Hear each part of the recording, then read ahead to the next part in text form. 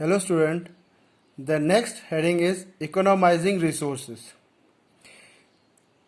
It means making optimum utilization of scarce resources in order to satisfy maximum of unlimited human wants.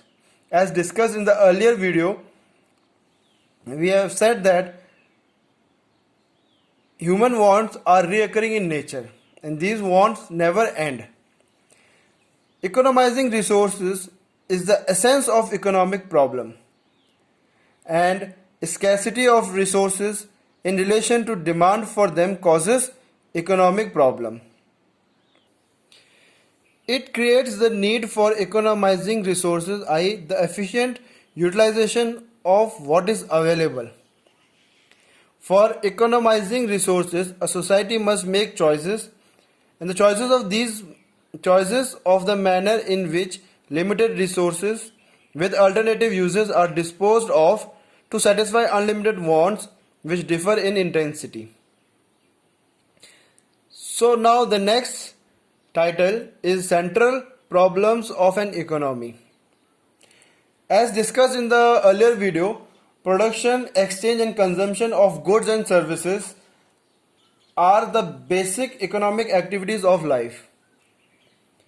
So in the course of these activities, every society has to face scarcity of resources, which gives rise to the problem of choice.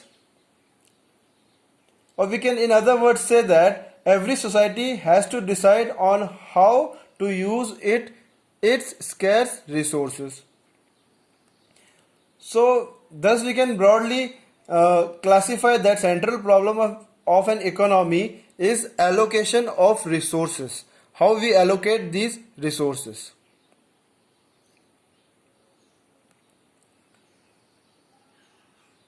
So the following are the three central problems relating to allocation of resources, and those are what to produce and in what quantity, how to produce, for whom to produce. What to produce and in what quantity. This is the first basic problem of allocating resources among different alternative uses. This is also called problem of resource allocation, and it is related to the selection of goods, as all goods cannot be produced because of limited resources. Whether to produce more of food, clothing, housing or luxury goods, whether to have more of consumer goods or to have capital goods. So the problem first arises that what should we produce? For example, while determining the budgetary policy, the problem before government is as to how many resources should be allocated to agricultural sector, to industrial sector and etc. Problem of choice requires the decision of what to produce and what not. Which wants are urgent and which wants can wait and or can be decided later.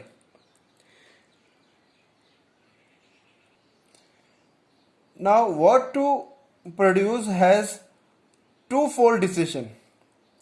In this, the first is which goods and services are to be produced. For example, whether to produce consumer goods or capital goods, or wartime goods or peacetime goods. And after deciding what to produce, the second problem is the quantity of goods and services, that in how much quantity we have to produce. So after decision has been taken on types of goods, quantities of these goods should also be decided. Factor guiding what to produce are available technology, all the technology which are available, cost, profit, demand, and whatever is produced has maximum utility and etc. And the second is how to produce. This is also called the problem of choice of technique of production, the techniques, which technique to be applied for the production. These are of two types. The first is labor intensive technique. As you can see that labor intensive technique, it says that it uses more of labor and less capital. And the second technique is capital intensive. Capital intensive, it uses more of capitals like machines, and less of labor. Now, choice of labor intensive would mean that the economy makes better use of its available manpower or the generation of employment. If we use more of labors, the more of employment will be generated. And whereas choice of capital intensive, it would mean that the economy develops its infrastructural base required for rapid economic growth. However, choice of technique depends on the objective of the producer. So the objective of producer, it depends,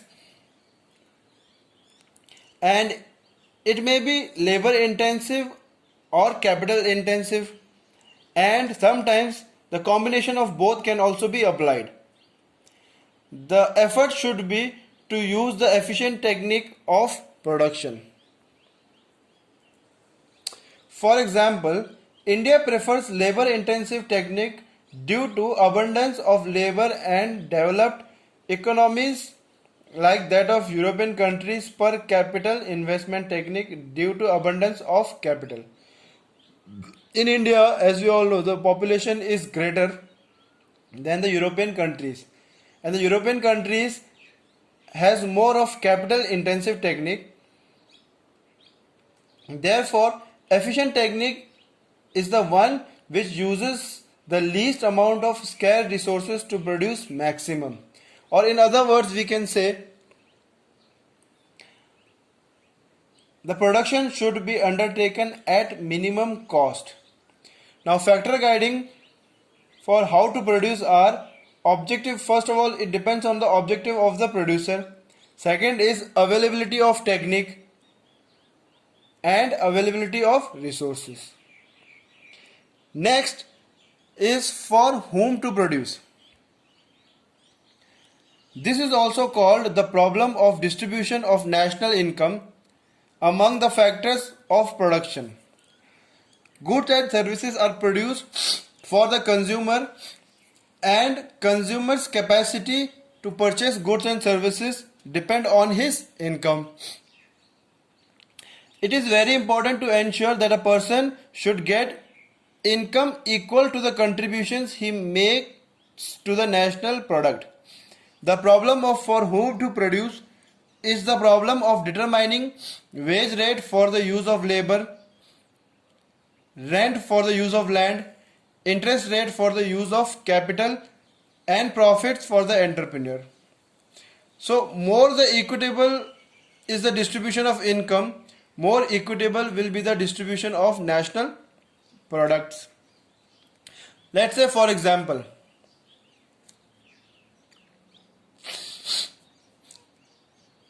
if there is unequal distribution of income in a company, the employees of this company will not be able to buy what has been produced in the economy as per demand projected by all the producers from these employees.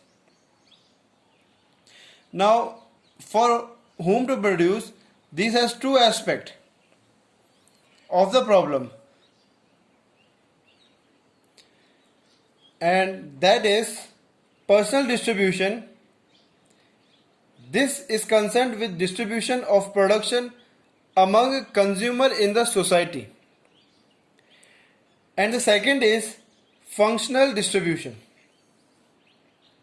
This is concerned with distribution of production or income generated through productions among factors of production. The factors of production like land, labor, capital, and entrepreneur. The factor guiding for whom to produce are distribution of income among income earner, social justice, or equity. Now, other problems like fuller utilization and growth of resources. what to produce, for whom to produce, and how to produce. These are the basic economic problems. There are other problems also, and the other problems are fuller utilization of resources. Since resources are scarce, their underutilization or unutilization is a waste for the economy. So an economy should identify and take corrective measures for the factors which make fuller utilization of resources impossible. Example, sometimes labor is unemployed, factories remain idle, land and capital are not fully employed, etc. So every economy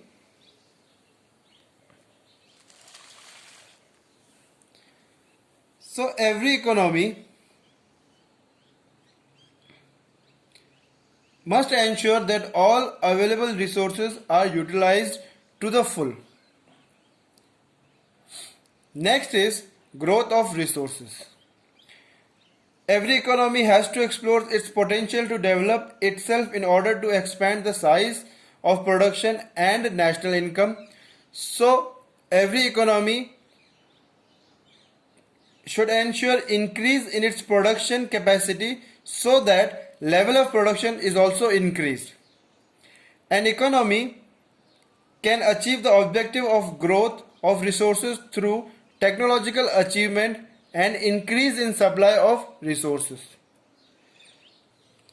Now the next heading is the concept of opportunity cost. So what do we mean by opportunity cost? Opportunity cost is defined as the value of a factor in its next best alternative use, or it is the cost of foregone or sacrificed alternative, or it is the value, the monetary, of the next best use to which the resources could be put. Or we can say it is defined as the value of the benefit that is sacrificed by choosing an alternative. Or we can also say that opportunity cost of any commodity is the amount of other goods which has been given up in order to produce that commodity. And it is also known as opportunity lost or transfer earning of a factor. For example, person working in a college A at salary of 70,000 per month, he has two more options to work.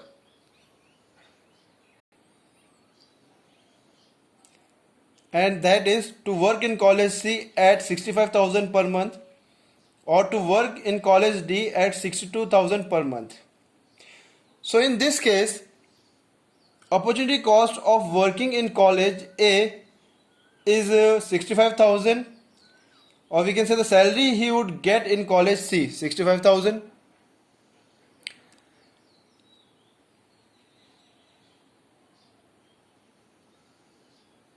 Is the cost of foregone alternative, because it is the value of next best alternative between college C and D. So a person would prefer to work in college A. Another example, if we take,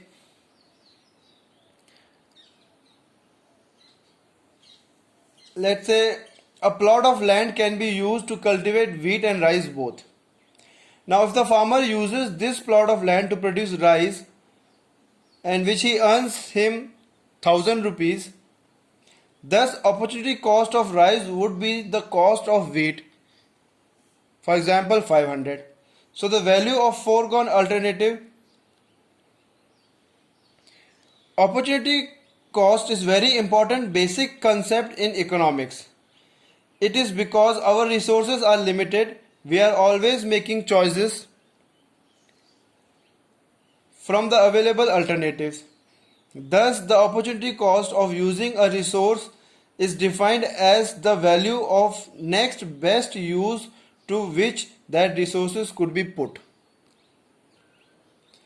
Now, marginal opportunity cost, MOC, or we can say marginal rate of transformation, MRT. It is If the resources are transferred from one use to the other, it is obvious that there would be loss in the production of one goods in order to increase output of the other. So this loss is marginal opportunity cost, which is technically termed as marginal rate of transformation.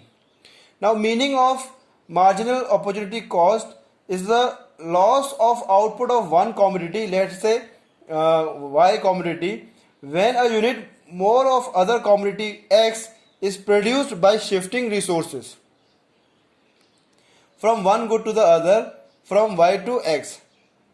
So the shifting, it is also called the rate of sacrifice. MRT is defined as the ratio of number of units of one good sacrificed to produce one more unit of the other in a two goods economy, and it is calculated units of one good sacrificed upon unit of other goods gained or produced. It can be denoted as Y upon X. Now, for example, if resources are shifted from Y to X as shown in table 1.1, so we can see that table 1.1, the combination of possibilities A, B, C, D and E, and production of good X, let's say X is wheat, and production of good Y is called cloth. So, and the MOC or MRT, the marginal rate of transformation or marginal opportunity cost. So the table shows that MOC of X, in order to produce an additional unit of X, the producer has to sacrifice some units of Y. For example, if you want to produce 3 units of wheat, he will have to sacrifice 30 units of cloth, or MOC is 30 units. Now, diagrammatic presentation of MOC, marginal opportunity cost. As we have said, it is calculated loss in production of cloth upon gain in production of wheat. So the loss is 70 minus 40, that is 30 unit, and the gain is 2 to 3 units. So the gain is of 1 unit. So MOC is the slope of PPC, or PPC, production possibility curve. In other words,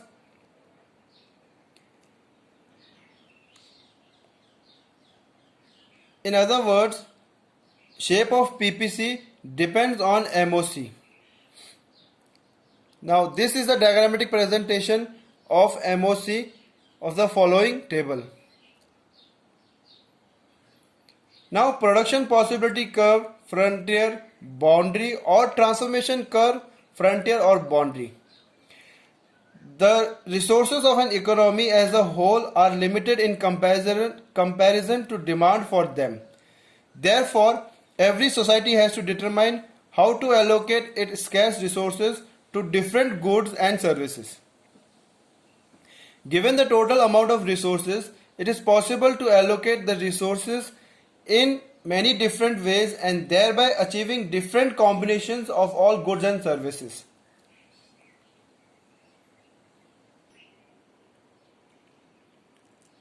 So the collection of all such combinations of goods and services is called the production possibility set of an economy.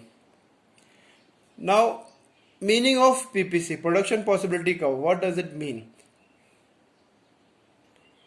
Production possibility curves shows graphical presentation or is the locus on various combinations of two goods that can be produced with available technologies and given resources, assuming that the resources are fully and efficiently employed. By employed we mean fully utilized. Now in the next video we will learn about the assumptions to draw PPC. Thank you.